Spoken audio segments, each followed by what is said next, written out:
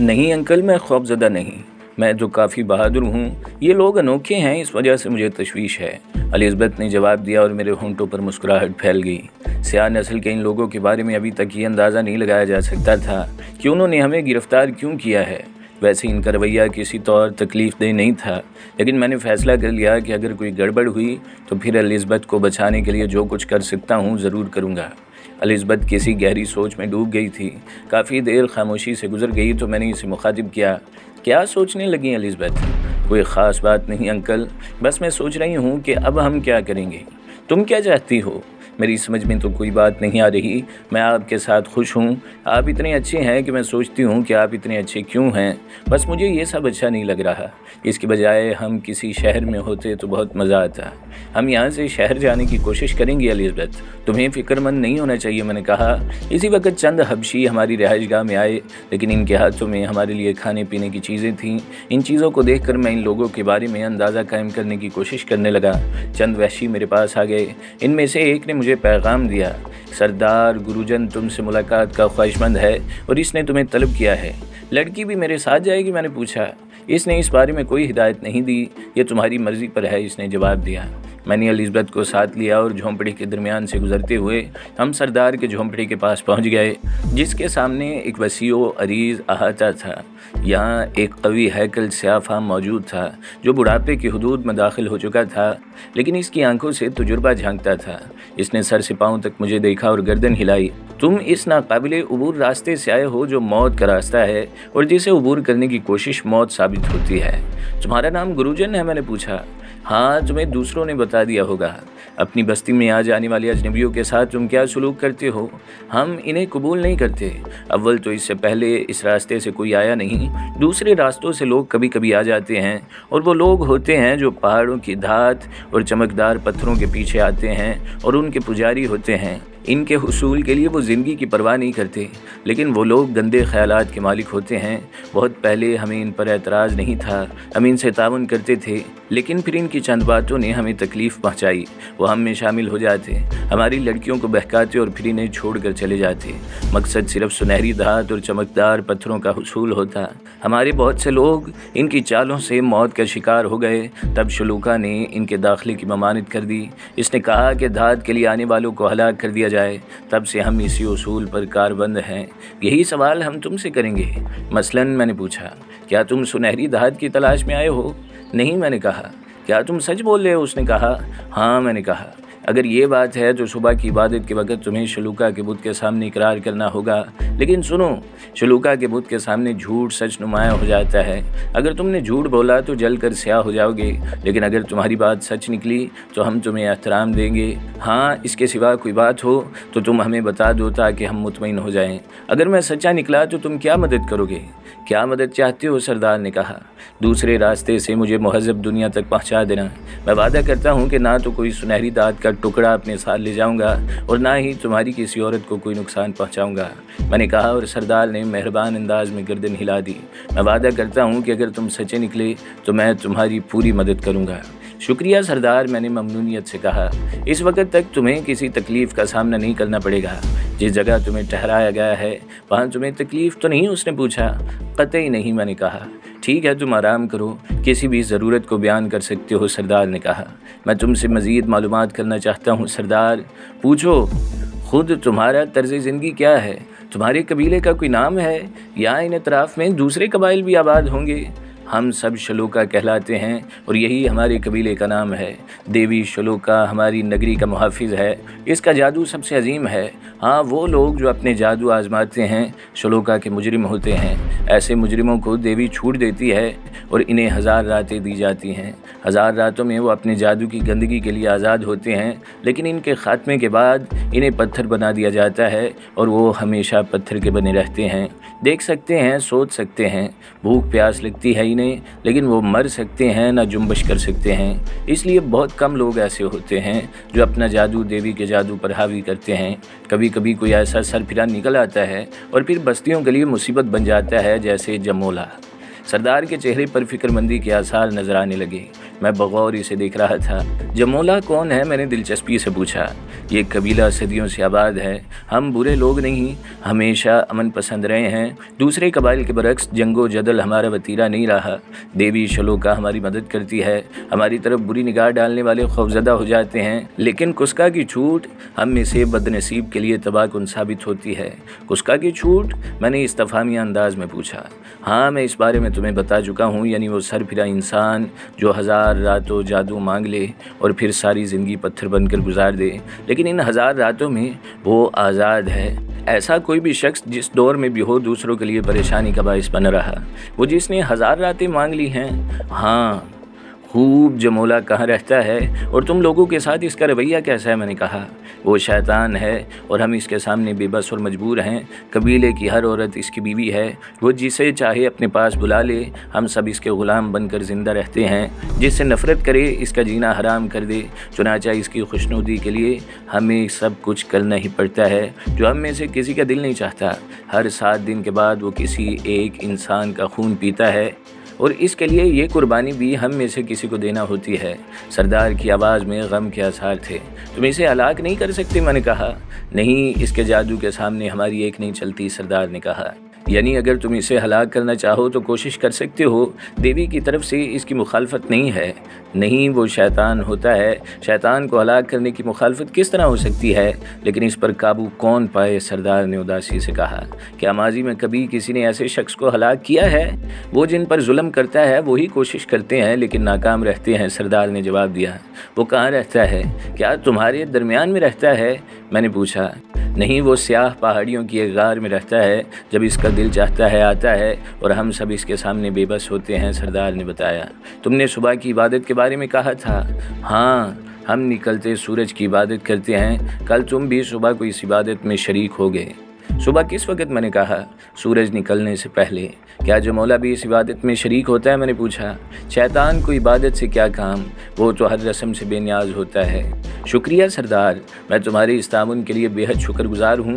मैं कल सुबह की इबादत में शरीक होऊंगा और इस वक्त तुम्हें मेरी सच्चाई का यकीन होगा, मैंने कहा। फिर मैं सरदार के पास से उठ गया। एलिज़ाबेथ इस दौरान खामोश रही थी। इसकी आंखों में उलझन के आसार थे। जाहिर है वो इस गुफ्तगू को समझ भी नहीं रही थी। फिर जब हम बाहर निकल आए तो इसने मेरा बाजू पकड़कर हिलाते हुए कहा, या आप दोनों को क्या हो गया था अंकल? कब एलिज़ाबेथ? मैंने पूछा। आप लोग न जाने क्या बोल रहे थे, मेरी समझ में तो कुछ नहीं आया। इन लोगों की ज़ुबान थी, मैं इनसे इनकी ज़ुबान में बात कर रहा था, मैंने कहा। मुझे तो बड़ी अजीब सी बात लग रही थी। क्या कह रहा था? कह रहा था कि तुम्हें तहज़ीब की वादियों तक पहुंचाने में हमारी मदद करेगा। वो दोस्त बन गया है, लेकिन इसने पेशकश की है कि अभी चंद रोज़ इनके साथ क़याम करें, यहाँ की सैर करें। वैसे ये जगह तो बहुत खूबसूरत है अंकल, उसने पूछा। हाँ, और इन लोगों का रहन सहन भी अनोखा है। जब ये लोग जश्न मनाते हैं तो वहशियाना रक़्स करते हैं, मैंने कहा। ओह, तो क्या ये लोग जश्न मनाएंगे? शायद अभी नहीं। हाँ, अगर तुम्हें कुछ दिन यहाँ गुजारने में एतराज़ न हो तो हम इनका जश्न देख कर ही जाएंगे। ठीक है, मुझे इनका रहन सहन बहुत पसंद है, एलिज़ाबेथ ने खुश होकर कहा और खामोश हो गई। मैं सरदार गुरुजन की बातों पर गौर करने लगा। जमोला मेरे लिए एक दिलचस्प शख्सियत थी। मैंने दूसरे दिन की इबादत में शरीक होने का फ़ैसला कर लिया। पहले तो मैंने सोचा कि इनकी इबादत में तन्हा जाऊँगा, लेकिन एलिज़ाबेथ को इस झोंपड़े में तन्हा छोड़ना मुनासिब नहीं था, और फिर मुमकिन है वो भी इस अनोखी बात से लुत्फ़अंदोज़ हो।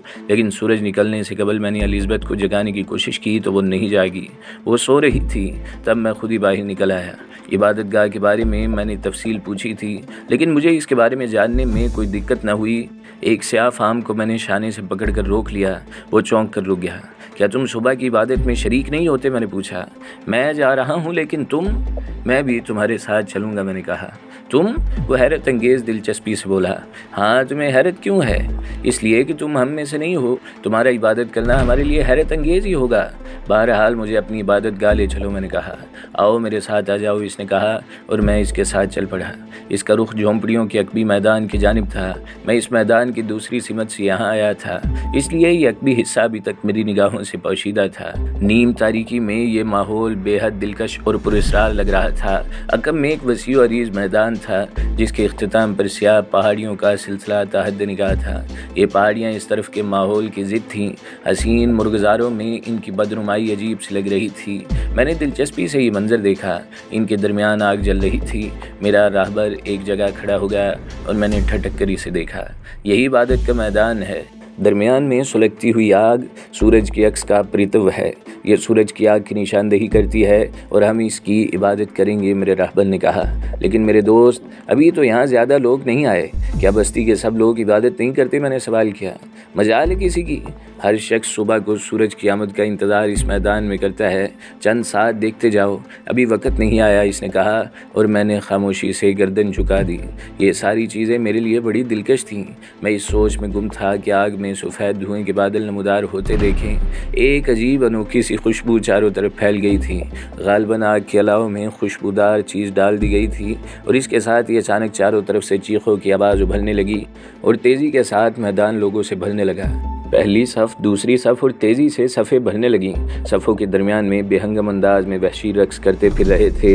यूँ लग रहा था जैसे ज़मीन स्याह फाम नंग धड़ंग आदमी उगल रही है। तब मुझे एक आवाज़ सुनाई दी। यह आवाज़ गुरुजन की थी। गुरुजन चीख रहा था, बाहर से आने वाले अजनबी, तुम जहाँ भी हो मेरे पास आ जाओ। मैं इस तेज़ अलाव के पास मौजूद हूँ। मैं लोगों के हुजूम को चीरता हुआ आगे बढ़ने लगा। मेरा साथी एक लम्हे के लिए हैरान रह गया। चंद साथ के बाद मैं गुरुजन के नज़दीक पहुंच गया। गुरुजन अलाव के पास ही मौजूद था। इसे तलाश करने में मुझे कोई दिक्कत न हुई। शुआओं की रोशनी इसका चेहरा रोशन कर रही थी। गुरुजन के नज़दीक ही 4 आदमी भी मौजूद थे जो काफ़ी उम्र रसीदा थे और जिनके बाल भी सफ़ेद यानी जटाओं की शक्ल में नीचे तक फैले हुए थे। बदन इनके भी नंग धड़ंग थे और इनके बदन पर अजीबो गरीब किस्म के नक्शो निगार बने हुए थे। ऐसे नक्शो निगार जो मैंने इससे पहले भी लोगों को आराइश बदन के लिए बनाते हुए देखा था। सरदार गुरुजन ने मुझे अपने बिल्कुल करीब बुला लिया और तब मैंने पहली बार इस अजीबो गरीब मुजस्मे को देखा जो खासा तवील व अरीज था। स्याह रंग के पत्थर से तराशी हुई देवी अजीबो गरीब किस्म के खदोखाल की मालिक थी। इंतहाई भोंडे से खदोखाल थे और बाकी बदन को निस्वानी रूप देने की नाकाम कोशिश की गई थी। ये देवी शलोका थी जिसके सामने मुझे मुकद्दस कसम खानी थी। मैं गुरुजन के पास खड़ा हो गया। इबादत शुरू हो गई। आहिस्ता आहिस्ता सूरज बुलंद हो रहा था और इसके साथ साथ इन लोगों के जोशो खरोश में इजाफा होता जा रहा था। इतना शोर मचा रहे थे, इतना चीख रहे थे ये लोग, कान पड़ी आवाज़ सुनाई न देती थी। मर्द, औरतें, बूढ़े, बच्चे सभी मौजूद थे और सबके सब दीवानावार चीख रहे थे। ये एक अनोखी इबादत थी और मैं सोच रहा था कि यकीनी तौर पर झोंपड़े में एलिज़ाबेथ जाग उठी होगी। इस तसव्वुर के साथ मैं थोड़ा सा परेशान भी हो गया था। बाहर सूरत लोगों के दरमियान से निकलना आसान नहीं था। यूँ भी मैंने गुरुजन को मुतमईन करने का वादा किया हुआ था और मैं खामोशी से इसकी तरफ देखता रहा। यूँ ही सूरज की पहली किरण नमदार हुई, वो सब अचानक खामोश हो गए। इतनी तेज़ चीखों के बाद यह खामोशी बड़ी अजीब और अनोखी लग रही थी। बदुम सादे इन लोगों की हरकत और सकनात देख रहा था। चंद सेकंड वो लोग खामोश रहे और सूरज बुलंद होता रहा। फिर जब सूरज ने सर उभारा तो वो लोग मुतमईन हो गए, गोया अब इबादत ख़त्म हो गई। तब गुरुजन मुस्कुराते हुए बोला, मेरे दोस्त, न जाने क्यों मुझे तुम्हारी बात पर यकीन है। हालांकि हमारे मज़हब में ये बात नहीं कि हम किसी ऐसे शख्स पर भरोसा करें जो हमारा हम मज़हब ना हो और मुसाफिर या अजनबी हो, या फिर इसने शलोका देवी के सामने अपनी सच्चाई का सबूत न पेश कर दिया हो। ताहम मैं चाहता हूँ कि तुम अपनी सच्चाई का सबूत दो। क्या चाहती हो? मैंने पूछा। सामने आओ, गुरुजन बोला और मैं देवी शलोका के बुत के सामने पहुँच गया। तब गुरुजन ने एक बूढ़े को इशारा किया और वो बूढ़ा हमारे नज़दीक पहुँच गया। गुरुजन बूढ़े से मुखातिब हुआ, बोला, अजीम फरोजना, नाकाबिले उबूर रास्तों से आने वाला ये शख्स कहता है कि वो एक भटका हुआ इंसान है और समंदर के रास्ते यहाँ तक पहुँच गया है। यहाँ आना इसका मकसद नहीं था और ना ही चमकदार पत्थरों और सुनहरी धात की तलाश में यहाँ आया है। ये इस जगह से निकल जाने का ख्वाहिशमंद है और इस सिलसिले में अपनी सच्चाई का सबूत पेश करने के लिए देवी शलोका के सामने आया है। मैंने कहा है कि अगर ये देवी शलोका के सामने खड़े होकर कसम खा ले और अगर तू साबित कर दे कि वो चमकदार पत्थरों की तलाश में आने वाला शख्स नहीं तो मैं इसकी मदद करूँगा।